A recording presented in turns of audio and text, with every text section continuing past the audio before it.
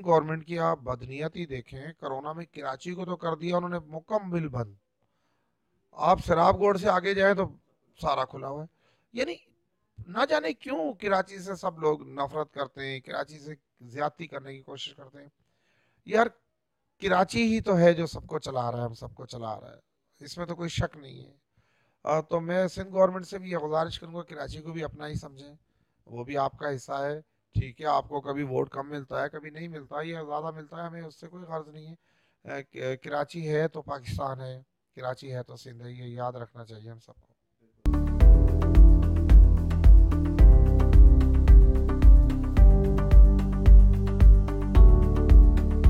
Audio Jungle.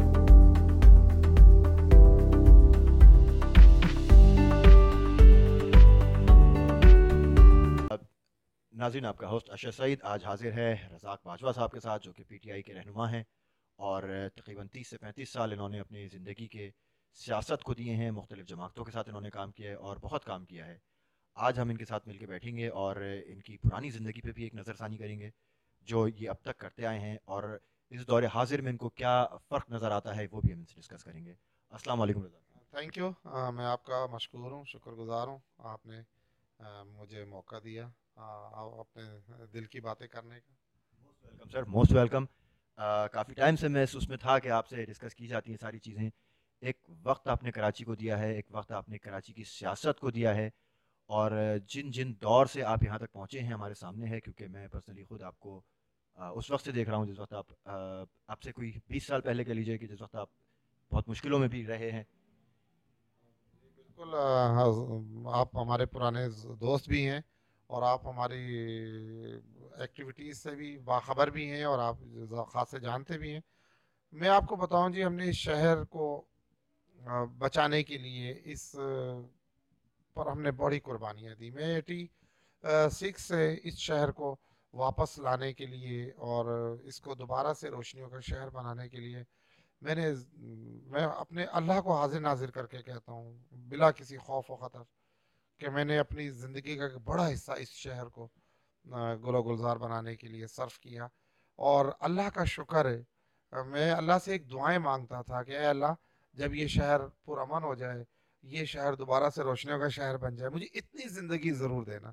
क्योंकि जब जब हमने इस शहर को बचाने की जदोजहद की, ख़ास तौर पे जिस वक्त एमकेएम ने लसानियत का बड़ा प्रचार किया हुआ था, लोगों को जान माल महफूज नहीं थी, बाद में गैंगवार नामी एक तंजीम शामिल हो गई, कुछ और जीए सिंध लसानी जमातें थी, तो वो एक अलग से एक मतलब हमारे कराची को तोड़ने की साजिश हो रही थी। कराची को तोड़ने का मकसद ये था कि इसकी इब्तिदा यहाँ से की जाए, क्योंकि कराची से ही मुल्क हमारा चलता है, कराची से ही हमारे सारे अखराजात पूरे होते हैं, यही हमें बहुत बड़ा रेवेन्यू देने वाला शहर है।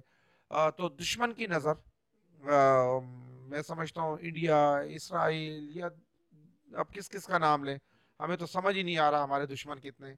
तो उनका ये गठजोड़ था कि आप कराची को डिवाइड करें, कराची से कराची में अमन ना होने दें, कराची में झगड़े फसादात होते रहेंगे तो इनका रेवेन्यू नीचे आ जाएगा, इनकी आमदनी बंद हो जाएगी, इनको टैक्सेस नहीं मिलेंगे, अफरा तफरी पूरे मुल्क में हो जाएगी। तो वो दुश्मन ने किया, और मैं समझता हूँ कि कोई 15-20 साल उन्होंने अपनी काविशें और कोशिशें की इस शहर को तोड़ने के लिए। यहाँ पे लसानी जमातों का प्रचार किया गया, कभी पंजाबियों को पख्तूनों से लड़ाया गया, कभी सिंधी महाजर, कभी महाजर पंजाबी, यानी कभी शिया सुन्नी, यानी हमें इतना डिवाइड किया कि इस शहर, फिर भी ये शहर आज, और वो मैं समझता हूँ कि अल्लाह सुबहान अल्लाह ने मेरी दुआओं को कबूल किया, और अल्लाह ने मुझे इस शहर को दोबारा से गुलो गुलजार रोशनियों का शहर बनते देखने का मुझे मौका दिया, और ये मेरी दुआएं होती थी।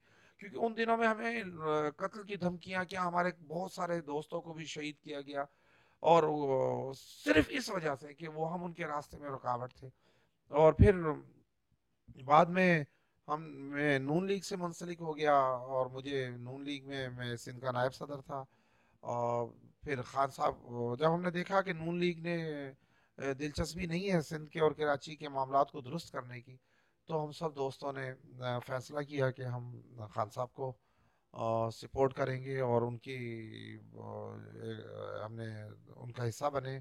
और ख़ान साहब की दावत पर मैं शामिल हुआ पीटीआई में, और अल्हम्दुलिल्लाह मुझे फ़ख्र है कि मैंने अपनी अच्छी क़यादत का चुनाव किया। जो एक तो हमारे यहाँ लसानियत नहीं है, अज़बियत नहीं है, कोई कौमियत की जंग नहीं है, कोई किसी, हम सब भाइयों की तरह हैं। ये अगर इस मुल्क में इस वक्त इस शहर में अगर कोई गुलदस्ता है तो वो पीटीआई है। आप देखें, अक्सरियत पख्तून भाइयों की, अक्सरियत पंजाबी की, मैं पंजाबी हूँ और मैं जिम्मेदार हूँ, पार्टी का एक अहम जिम्मेदार हूँ।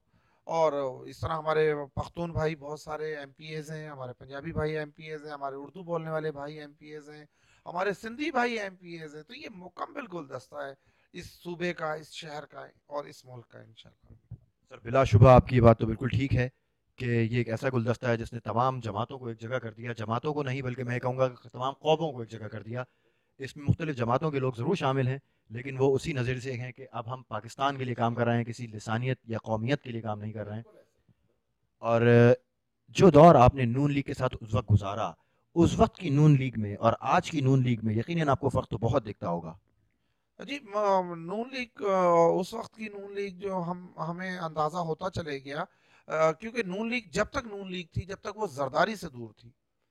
जिस वक्त उन्होंने पीपल्स पार्टी से इल्हाक कर लिया, इत्तेहाद कर लिया, इत्तेफाक कर लिया और बारियां बांट ली, तो फिर नून लीग अपनी सिम से हट गई। अब देखिए, हमारी जो मरियम बीबी साहिबा हैं जो मुस्लिम लीग को अब हेड कर रही हैं, आप देखें कि वो बेनज़ीर साहिबा की कब्र पर भी चले गई, वहाँ रो पीट भी लिया, तकरीर भी कर ली, स्टेट पर भी चले, फिर भी पीपल्स पार्टी इन पर एतबार नहीं कर रही। हम ये बताना चाह रहे थे इनको कि ये कभी आपके नहीं बनेंगे, और वही हुआ। पीडीएम से अब वो अलग हो गए। पीडीएम के मोहतरमा कह रही है कि हमें इस्तीफे देने, और बिलावल साहब कह रहे हैं कि हमें इस्तीफे नहीं देने। तो ये तो तजाद है इनमें। सर इस तरीके से तो अगर देखा जाए तो इन रियलिटी मैं समझता हूँ कि पीडीएम तो एक तरीके से टूट गई है, क्योंकि जिन जमातों का इत्तेहाद था वो अब आपस में उस तरीके से तो नहीं रहा। जी, मैं अल्लाह का शुक्र अदा करता हूँ, मैंने मुख्तलिफ टीवी चैनलों पर बैठ के टॉक शो में भी मैंने ये कहा कि पीडीएम से सबसे पहले पीपल्स पार्टी बाहर आ जाएगी। वो असद को दिए हैं 35 साल, एक बहुत बड़ा अरसा होता है। आपने इस शहर को, इस मुल्क को आपने आ, बढ़ते हुए देखा एक तरीके से। 35 साल पहले यहाँ पे आबादी क्या थी, 35 साल पहले यहाँ पे वसाइल क्या थे, क्या मसाइल थे, वो तमाम चीज़ें आपके सामने हैं। दौरे हाजिर में अब जो हुकूमत है, इससे आप कितना मुतमईन हैं? देखिए जी, वफाकी हुकूमत को बने हुए 2 साल हुए हैं और कुछ माह ऊपर हुए हैं। और मैं ख़ास तौर पे खान साहब की, ना मुझे उनकी नीयत पे शक है, ना मुझे उनकी उनकी क़यादत पे शक है। एक सच्चा मुखलिस ईमानदार हुक्मरान है इस वक्त इमरान खान की शक्ल में पाकिस्तान पर। मैं अल्लाह से उम्मीद भी करता हूँ और मैं कहता हूँ इंशाल्लाह वो इस मुल्क को दोबारा से इस ट्रैक पे चढ़ाने की कोशिश में लगे हुए हैं खान साहब। आप देखें, जब 70 सालों से करप्ट टोले ने कुछ छोड़ा नहीं है, अब इक़्तिदार मिला तो खजाने का क्या हाल था, कर्जों का क्या हाल था, ऊपर से जो रही गई कसर थी वो हमारी कोरोना ने हमारा काम उतार दिया। 1 साल हो गया कंटिन्यू मुल्क में कोरोना चल रहा है, जिसमें 6 महीने तो बिल्कुल बंद था। अब मुझे बताएं कि इतना बड़ा मुल्क अगर जो कर्जों में जिकड़ा हुआ हो, जिसने वर्ल्ड बैंक से कर्जा लिया हो, जो बेचारा सूद देने की पोजीशन में नहीं है, हम लोग तो बड़ी मुश्किल से ये मुल्क संभलने जा रहा है। और मैं अल्लाह से दुआ भी करता हूँ, हम लोग इसी काविशों में लगे हुए हैं कि खान साहब इस मुल्क को इसकी ट्रैक पे चढ़ाएं और करप्शन का खात्मा करें, लूटी हुई कुछ रकम वापस आए। और एक जो जो लोग जिन यानी जिस तरह इन्होंने आप बारियां ली हुई थी आपस में, अब अपनी औलादों को आगे लाना चाह रहे हैं। तो मैं समझता हूँ कि खान साहब इस मुल्क के लिए अल्लाह मियाँ ने एक दोबारा से आपको कायद आज़म मोहम्मद अली जिन्ना अता फरमाया है। इसकी ज़िंदगी से हमें जो फ़ायद जो मिलेंगे, हमारी आने वाली नस्लों को याद होगा और वो ये फ़ायद उनको जाएंगे। हम शायद इनके फ़ायदे ना देख सकें। मैं एज ए पार्टी कारकुन में मतलब हम देखते हैं कि कितने हमें खान साहब के सख्त अहकाम है कि जी मेरिट मेरिट, हम एक बंदे की कहीं सिफारिश नहीं कर सकते हैं, हम बस जो मेरिट पर है वही होगा। तो ये तो पहले नहीं था, पहले तो अपना और पराया देखा जाता था या पैसे देखे जाते थे। रहा सिंध, सिंध में तो अभी भी वही दौर चल रहा है जो पहले चल रहा था। इंटीरियर सिंध की अगर हम बात करें, नहीं, पूरे सिंध, कराची समेत। जी बिल्कुल। आज भी सिंध में कोई तब्दीली हम नहीं ला सके। उसकी वजह है कि हमें यहाँ वोट कम मिले, पीपल्स पार्टी को वोट ज़्यादा मिला और पीपल्स पार्टी ने इक़्तिदार उनके पास है। तो मैं खान साहब से ये गुजारिश करता हूँ कि सिंध की आवाम को भी आप आज़ादी दिलवाएं। आप जरदारी के रहमो करम पर हमें ना छोड़ें। आप जो भी करें, गवर्नर राज लगाना, जो हमें करप्ट होने से जान छुड़ाएं। हमारी सिंध की आवाम को भी महसूस हो गई तब्दीली आई है। तो यहाँ पर हम काफ़ी कोशिशों में लगे हुए हैं। वफाक को इंशाल्लाह मैं उम्मीद करता हूँ कि हम पे रहम आएगा और हमारी जान छुड़ाएंगे इनसे। सर एक सवाल और आपसे मैं करना चाहूँगा कि पहले भी कई दफ़ा ये बात उठी थी कि कराची को वफाक के हवाले किया जाए, जो कि हर बार दबा दी गई थी। इस बार ये सक्सेसफुली, मैं कहूँगा इसको कि सक्सेसफुली अब ये वफाक के हवाले किया जा चुका है, और जब वफाक के हवाले हुआ है ये, तो अब इसमें बहुत सी बेहतरी नज़र आने की गुंजाइश है। आप किन किन मंसूबों पर इस वक्त नज़रसानी कर रहे हैं? देखिए जी, आप मैं समझता हूँ कि 1965 और उससे भी आगे तक ये जो है वफाक के अंडर था कराची। कराची खुद दारुल खिलाफा था और कराची का वफाक के साथ, जब तक कराची वफाक के साथ था, मैं कहता हूँ कि बहुत खूबसूरत शहर था। यहाँ की सड़कें धुलती थी, हमारे बड़े बताते हैं। यहाँ पे लोग शाम को लोग घूमते थे, अमन व अमान की सूरत हाल बेहतर थी। ये वो बारोजगार शहर था कि लोग इसको अपनी माँ का दर्जा देते थे कि लोग दुनिया भर से लोग यहाँ आए। तो जब ये वन यूनिट टूटा और भुट्टो साहब ने आके वन यूनिट तोड़ा है और वो कराची को सिंध के हवाले किया, तो आप सिंध देख लो, कराची का हाल बहुत बुरा है। जब तक ये वफाक के अंडर था, मैं कहता हूँ अगर कराची वफाक के अंडर हो जाए तो ये कराची वालों की खुशकिस्मती होगी। ये मैं तो कहता हूँ वफाक की तरफ बिल्कुल वफाकी गवर्नमेंट को हमें निजात दिला दें करप्ट होले से, मेहरबानी करें, कराची को संभालें। कराची एक वो बेटा है जो पूरे मुल्क को कमा के खिलाता है। कराची पर फोकस करना चाहिए, लसानी जमातों पर पाबंदी लगानी चाहिए, शिया सुन्नी फसादात जो फैलाना चाह रहे हैं उन पर पाबंदी लगाना चाहिए। यहाँ सख्त कवानीन इम्प्लीमेंट होने चाहिए ताकि ये शहर फले फूले और हमारा मुल्क भी फले फूले इसमें। सर वादा किया गया था कि 50 लाख घर दिए जाएंगे, 1 करोड़ नौकरियां दी जाएंगी, जिसमें से अभी तक तो कुछ दिखता नजर नहीं आ रहा है। कितना टाइम अंदाजन लगेगा इसको? देखिए जी, कराची के लिए एक एक वादा पूरा किया जाएगा। पूरे खान साहब ने जो वादा किया, फायर ब्रिगेड देखें आप, यहाँ की ख़त्म हो चुकी थी। खान साहब ने 70 गाड़ियाँ चाइना से लेकर कराची को दी हैं। वो इंशाल्लाह कल या परसों इनके हैंड ओवर हो जाएंगी, आ गई हैं। वो 1 अरब कोई 70 करोड़ रुपए की गाड़ियाँ हैं। यानी जो लोग 30 सालों से बरसर इक़्तिदार थे, फायर ब्रिगेड के टायर नहीं है, पत्थरों पे खड़ी हुई है फायर ब्रिगेड स्टेशन में गाड़ियाँ। और मैं समझता हूँ जो खान साहब ने वादा किया है 50 लाख नौकरियों का और 1 करोड़ घर का, वो इंशाल्लाह अब देखिए कोरोना से अभी हम निकले हैं और अब इंशाल्लाह वो मुख्तलिफ जगहों का सर्वे हो रहा है। उसके लिए ज़मीनों की तलाश जारी है और कराची के और पाकिस्तान के साथ किया गया एक एक वादा पूरा किया जाएगा। कुछ वक्त डिले हो जाता है, उससे हम माजरत ख्वाह भी हैं। लोग तो ये समझते हैं कि ये खान साहब ने मुंह से बात निकाली और ये पूरी हुई, ऐसा तो नहीं है। हमें सर वक्त तो इसमें ज़रूर कुछ लगता है, और मैं समझता हूँ कि अब तक भी जो डिले आया है वो इस वजह से कि जो पिछली 30 सालों की करप्शन जो हमारे सामने थी उसको समेटने में वक्त लगता है, उस चीज़ों को साफ करके आगे चलने में कुछ मजीद वक्त दरकार होता है। तो अगली लीडरशिप दोबारा जो इलेक्शन होंगे अब, क्या उसमें आप पीटीआई को दोबारा देखते हैं? इंशाल्लाह बड़े ये जो इस वक्त इस बार 2018 में पीटीआई जीती है, मैं समझता हूँ इससे कहीं गुना ज्यादा पाकिस्तान की आवाम ने देख लिया है दीगर जमातों का। देखें जी, वो एक एक वक्त में एक दूसरे को गालियां बकते थे। नून लीग भुट्टो को मुल्क का दुश्मन कहती थी और पीपल्स पार्टी जो है नून लीग को कहती थी कि जी ये मुल्क दुश्मन जमात है। भुट्टो भुट्टो जो है मुल्क का दुश्मन था, उसने मुल्क के 2 हिस्से किए। ये रिकॉर्ड पर है सारी चीजें। और जब पड़ा जूता और जब हुई सख्ती और जब कोई एक ईमानदार थानेदार आया और उसने पूछा कि भैया ये आपने कहाँ से बनाई ये चीजें, तो आप देखें वो एक शीरो शक्कर हो गए। तो ये चीजें लोग देख रहे हैं, पाकिस्तान की आवाम ये चीज देख रही है। अच्छा, आगे अब अपने बच्चों को प्रमोट कर रहे हैं, वो आसफा को कर रहे हैं, बिलावल को कर रहे हैं, यहाँ पे मरियम साहिबा आ गई। यार ये क्या मारूसी सियासत है, ये तो मारूसी सियासत है। ये अब ये करप्शन का जो बचा कुचा पाकिस्तान है, जिसकी हड्डियां बची हैं, गोश्त और मांस ये खा गए हैं, ये हड्डियां भी अपने बच्चों को दे के जाना चाह रहे हैं ताकि इसका सूप बनाकर आप लोग पिए। तो ऐसा इंशाल्लाह हरगिज पाकिस्तान की आवाम नहीं करेगी। इन दोनों जमातों को हम लोग रिजेक्ट करेंगे, और इंशाल्लाह पीटीआई, आप देखना 2022 इलेक्शन है, तो अगर अल्लाह ने हमें आपको जिंदगी दी तो आप देखिएगा कि खान साहब किस मार्जिन से जीतते हैं।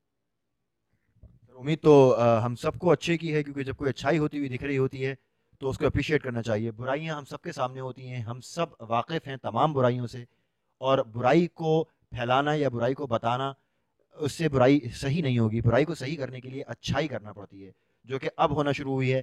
पिछले 3 सालों में कुछ चेंजिंग आती हुई दिख तो रही है। ऑब्वियसली चेंजिंग बहुत स्लो है, क्योंकि जिन दौर से हम लोग गुजरे हैं और जिन हालात से हम लोग गुजरे हैं, वो नाकाबिले बयान हालात थे। वो दौर नाकाबिले बयान दौर था कि इस वक्त इंसान कुछ अच्छा भी करना चाहता होता था तो नहीं कर पाता था। रिस्ट्रिक्शंस होती थी, कभी किसी की तरफ से कभी किसी की तरफ से। अ, अब चूंकि एक बेहतरी आना शुरू हो गई है, जनरल साहब खुद यहाँ पे आके बाजवा साहब कह के गए हैं कि इंशाल्लाह कराची को जो है ख़ास तौर पे 2023 तक एक बहुत अच्छा, बहुत मॉडल शहर बनाया जाएगा। और तवक्को हमें भी यही है, और उनसे हमेशा अच्छी ही तवक्कुआत रही हैं जिन पे वो पूरे भी उतरे हैं। इस दफ़ा भी हमें ज़रूर उनसे तवक्को है कि वो उस पर पूरा उतरेंगे। अ, सर, इस हवाले से आप कौम से क्या कहना चाहेंगे कि किस तरीके से कौम आपकी मदद कर सकती है? कौम जो है, ये पीटीआई पीडीएम जो है, जो एक चोरों का इत्तेहाद है, इनकी बातों में बिल्कुल ना आए। कौम इमरान खान पर एतमाद करती है, इंशाल्लाह करेगी। और मैं वादा करता हूँ कौम से कि इमरान खान की ज़ात बिल्कुल करप्शन से साफ है, वो सादिक और अमीन है, उसका कोई लालच नहीं है, ना उसको दौलत की कमी है, ना उसको शोहरत की कमी है। अल्लाह ने उसको सब चीज़ों से नवाजा हुआ है। खुदाया एक ईमानदार आदमी मिला, इसका साथ दो यार। तो बिल्कुल इंशाल्लाह हमारी भी दुआ ही रहेगी कि जो ईमानदार शख्स मिले उसका साथ ज़रूर दिया जाए। उसकी शक्ल पे ना देखा जाए कि वो कौन है, कहाँ से है, क्या चाहता है। देखा ये जाए कि वो काम कैसा कर रहा है। अगर वो अपने मुल्क से अ, मुखलिस है तो वो उसको बेहतर ही बनाएगा, और अगर वो मुखलिस नहीं है तो चेहरा कोई भी हो वो उसको बेहतर नहीं बना सकेगा, जैसा कि अब तक पिछले दौर में होता आया है। कौम इंतज़ार थोड़ा सा है, वक्त लगेगा। आप देखना कि ये मुल्क दोबारा पैरों पर खड़ा होगा अल्हम्दुलिल्लाह। ये मुल्क अल्लाह की ज़ात ने 27वीं रमज़ान की शब को कायम किया है, ये कभी नहीं टूटेगा, चाहे हमारे मुल्क दुश्मन जितनी भी साजिशें कर लें, पाक फ़ौज को जितनी भी मुतनाज़ा बनाने की कोशिश करें। इंशाल्लाह हमारी फ़ौज हमारा फ़ख्र है, हमारी हुकूमत इंशाल्लाह कायम और दायम है और रहेगी। आप देखें कि किस तरह पीडीएम क्या क्या ख्वाब दिखा रहे थे, कैसे टिकना चूर हुए, कैसे भाग गए, खुद ही बाइकाट करते हैं, खुद ही इलेक्शन लड़ते हैं। तो इंशाल्लाह हमें कोई फिक्र नहीं है, हम पूरी ईमानदारी से, दयानतदारी के साथ कराची और मुल्क के लिए काम कर रहे हैं, और खान साहब की टीम बनकर काम कर रहे हैं, और इंशाल्लाह हम करेंगे, और इस शहर को, इस मुल्क को इंशाल्लाह बेहतर बनाएंगे। इंशाल्लाह सर, आपने जब कहा कि काम कर रहे हैं तो मुझे वो जगह याद आ गई जहाँ से अभी 2 दिन पहले मेरा गुजर हुआ था। और पिछले 30 सालों में मैंने उसका हाल बहुत ज़्यादा अबतर देखा था, जिसको मैंने कभी बदलते हुए ना देखा और ना कभी सोचा कि ऐसी जगहें बदली जाएंगी। जहाँ पे मैं कुछ दिन पहले गुजरा हूँ तो मैंने देखा कि वहाँ पे पानी की लाइनें भी डाली गई हैं, वहाँ पे रोड भी बनाए गए हैं, वहाँ पे बहुत सारा काम हुआ है। तो ऐसी क्या मजबूरी थी पिछली गवर्नमेंट्स की कि वो ये ना कर सकी? देखिए जी, हमें जो पैसा मिल रहा है, हम इलाकों पे खर्च कर रहे हैं। अब 15 करोड़, 45 करोड़ रुपए हमारे एन ए 245 पर, यानी इस कौमी असम्बली के हल्के पर खर्च हो चुका, 45 करोड़ रुपया। आप खुदा पे यकीन करें, लाइंस एरिया में 35 साल की, जब हम लाइनें चेक करते हैं, जब गटर लाइनें चेक कर रहे हैं, जब हम पानी का निज़ाम देख रहे हैं, तो दुख आता है यार कि जो लोग 30 साल तक मेयरशिप उनके पास, नाजिम उनके पास, कौंसलर उनके पास, सीएम उनके पास, पीएम उनके पास, यार उन्होंने क्यों जुल्म किया इस शहर के लिए। ये पहली बार अयूब खान के दौर के बाद कराची में काम हो रहा है। ये मुस्तफा कमाल साहब तो कहते हैं जी मैंने बड़े तीर मारे, उन्होंने बाहर पुलें और सड़कें 4 बनाई और खूब पैसा लिया और उस वक्त अपने कायद को वो देते रहे। बिल्कुल वो झूठ बोलते हैं। काम अब सही तरीके से हो रहा है, गली गली हो रहा है, मोहल्ले मोहल्ले हो रहा है, पूरे कराची के तमाम हलकों में काम हो रहा है। तो इंशाल्लाह इन 5 सालों में कराची बहुत बेहतर हो जाएगा, और अगले 5 साल तो हमारे आराम करने होंगे इंशाल्लाह। जिस रफ्तार से अभी हम काम कर रहे हैं या जो हम बजट खर्च कर रहे हैं, आइंदा इंशाल्लाह आसानियां पैदा होंगी हमारे लिए भी और कौम के लिए भी इंशाल्लाह। इंशाल्लाह इंशाल्लाह। नाज़रीन, आपने बातें सुनी। रज़ाक बाजवा साहब हमारे साथ मौजूद थे। इन्होंने हमें हमारे साथ कुछ वक्त गुजारा आज और हमें बहुत सी चीज़ों से आगाह किया। बहुत सी ऐसी बातें हुई हमारे दरमियान जो शायद ऑन द रिकॉर्ड आपको ना हम बता सकें या दिखा सकें, लेकिन आप यकीन कीजिए कि बहुत पॉजिटिव बातें हैं और वो सारी बातें हैं जो हमें अच्छाई की तरफ लेके जाने वाली हैं।